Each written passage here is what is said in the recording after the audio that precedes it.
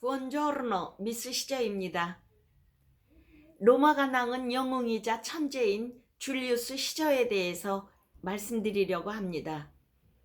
기원전 100년에 태어나 기원전 44년 3월 15일에 죽은 시저는 정말 연구해 볼 만한 사람인데요. 적어도 제 생각엔 그렇습니다.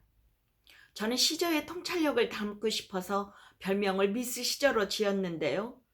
중세 이탈리아의 교황 알렉산드로 6세가 추기경 시절 낳은 아들 체사레 보르지아도 시저를 닮으려고 이름을 그렇게 지었다고 합니다. 마키아벨리가 군주론을 쓸 때 이상적인 모델로 그린 인물이 바로 그 사람입니다. 이탈리아 말로는 체사레, 라틴어로는 카이사르, 영어로는 시저 이렇게 불리우기 때문에 사람들은 카이사르, 시저 등 어떤 것이 맞는 말인지 혼란을 일으키기도 하는데요.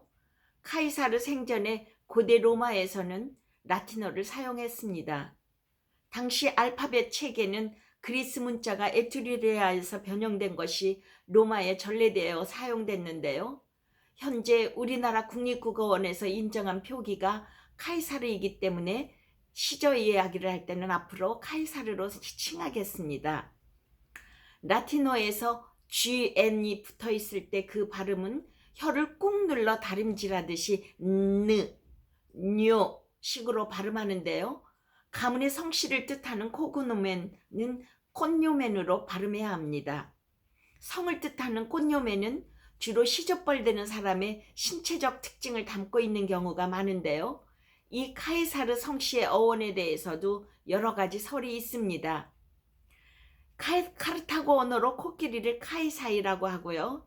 라틴어로는 풍성한 머리를 가진 뜻의 카이사리에스이고요. 그리고 제왕절개의 카이사레아 등 여러 가지 중에 카이사르는 코끼리를 좋아했는지 생전에 본인을 새긴 주화에 코끼리를 새겨넣기도 했습니다. 일설에 의하면 카이사르가 제왕절개로 태어난 1호라 그 수술을 제왕절개 수술이라고 일컫기 시작했다고 말하는 사람이 있는데요. 개인적으로는 의문입니다. 왜냐하면 고대 로마에서 임산부에게 제왕절개를 할 경우에는 죽은 산모에게만 적용되었었고 카이사르의 어머니 아우렐리아는 오래 살았기 때문입니다. 대부분의 역사가는 카이사리에스의 변형으로 판단하는데요.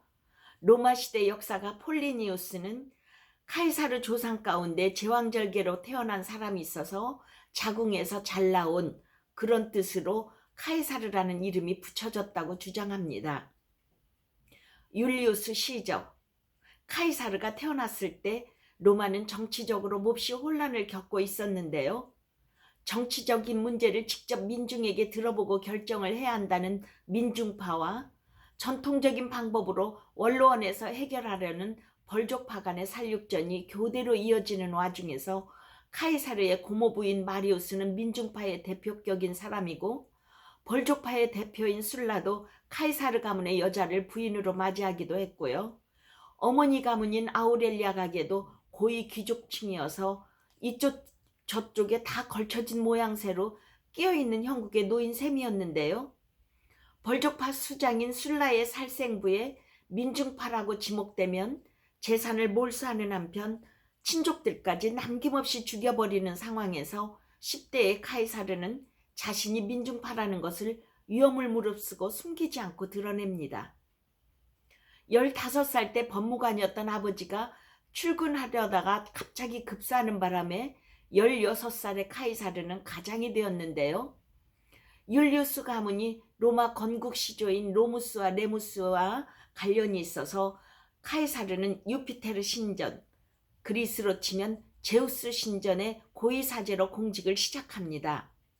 그 무시무시한 술라의 민중파 숙청의 살생부에 마리우스의 처조카이자 킨나의 사위였던 카이사르도 지목이 되었는데요.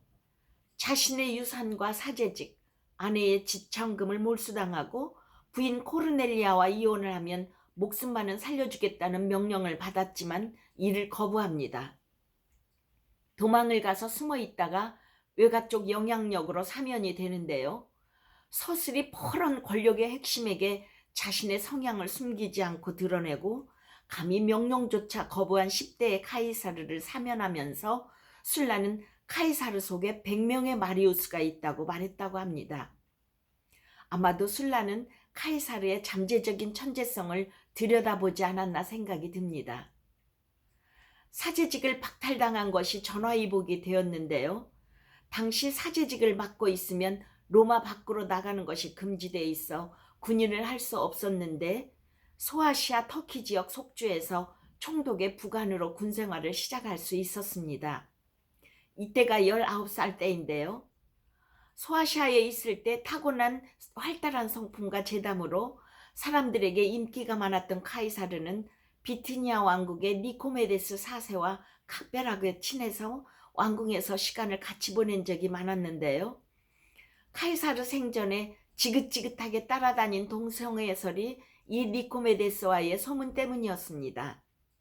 아무리 농담과 장난을 좋아했던 카이사르라도 이 동성애와 대머리라는 것으로 부하들이 놀려대면 화를 냈다고 합니다. 이런 카이사르를 보며 부하들은 개선식에서조차도 시민들이여 마누라를 감춰라, 대머리 남봉꾼 카이사르가 왔다 라고 구호를 외치면서 놀려먹었다고 합니다. 재밌게 들으셨습니까? 구독과 좋아요, 알림 설정을 부탁드리며 다음 시간에 또 시저 이야기로 뵙겠습니다. 차오.